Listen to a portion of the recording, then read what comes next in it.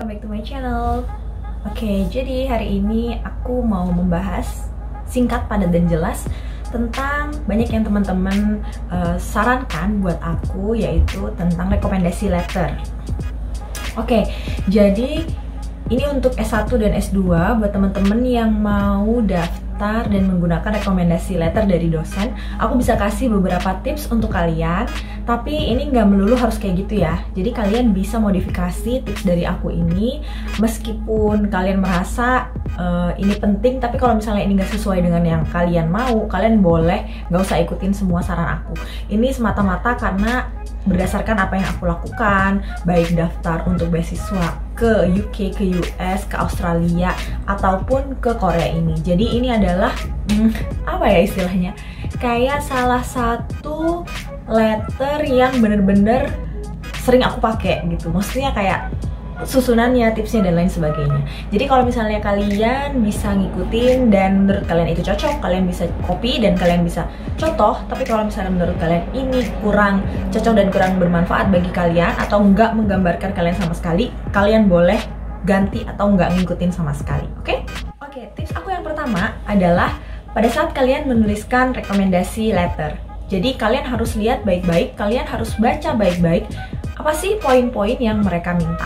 Jadi, poin pertama biasanya adalah deskripsikan diri kalian.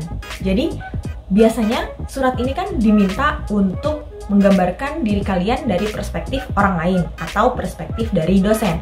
Jadi, kalian harus bisa memberikan gambaran sesuai dengan kira-kira dosen ini seperti apa sih gitu. Jadi, contohnya, tapi aku udah pernah cerita kan, kalau misalnya rekomendasi letter itu biasanya beliau, dosen-dosen yang kita minta, itu butuh draft dari kita.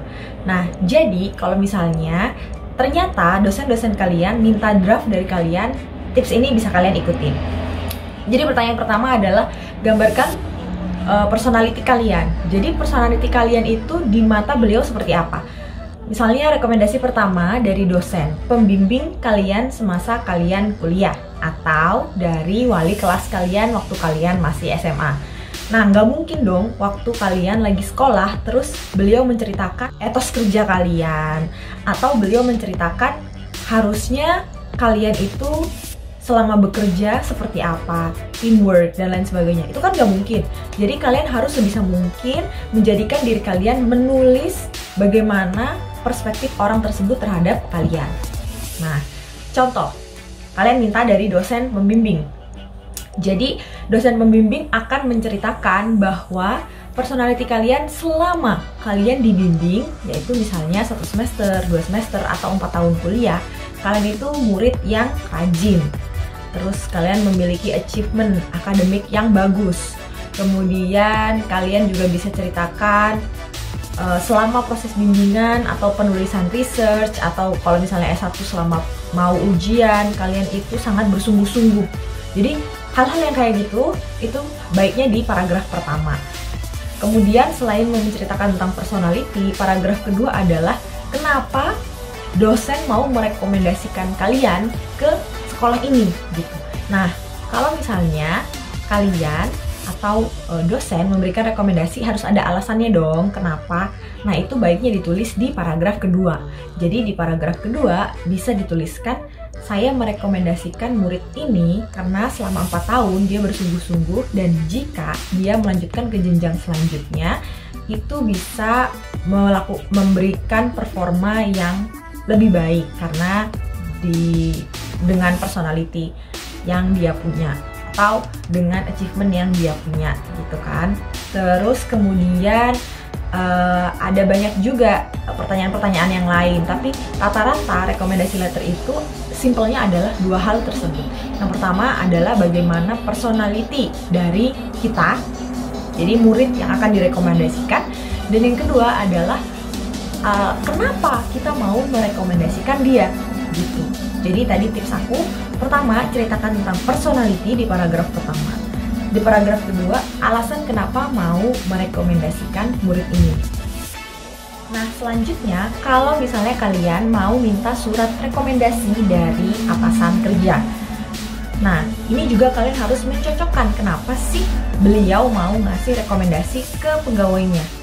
Jadi kalian harus tahu poin-poin yang kalian akan tulis di rekomendasi itu adalah dua hal yang tadi sama kayak untuk dosen. Pertama, personality kalian di tempat kerja. Jadi kalian nggak boleh bilang kalau misalnya nilainya bagus, karena hal ini kan nggak bisa dilihat waktu kalian waktu kalian sedang di tempat kerja. Jadi kalian sebaiknya menuliskan bahwa saya atau si yang mau direkomendasikan ini itu melakukan performa yang baik, dia bisa bekerja sama dengan baik, dia punya personality yang ramah, dia jujur, dia bertanggung jawab, dia rajin, dan lain sebagainya. Nah, kemudian kalau yang di kedua, sama seperti tadi, kenapa kita mau merekomendasikan si murid ini? Nah, alasannya adalah, contohnya kalau misalnya kalian mau S2 bisnis. Nah, kalau mau S2 bisnis, di paragraf kedua itu gampang banget, kalian bisa tuliskan kenapa sih kalau dia S2 itu punya dampak ke perusahaan saya. Jadi karena kalian adalah atasan bosnya dan kalian memberikan rekomendasi.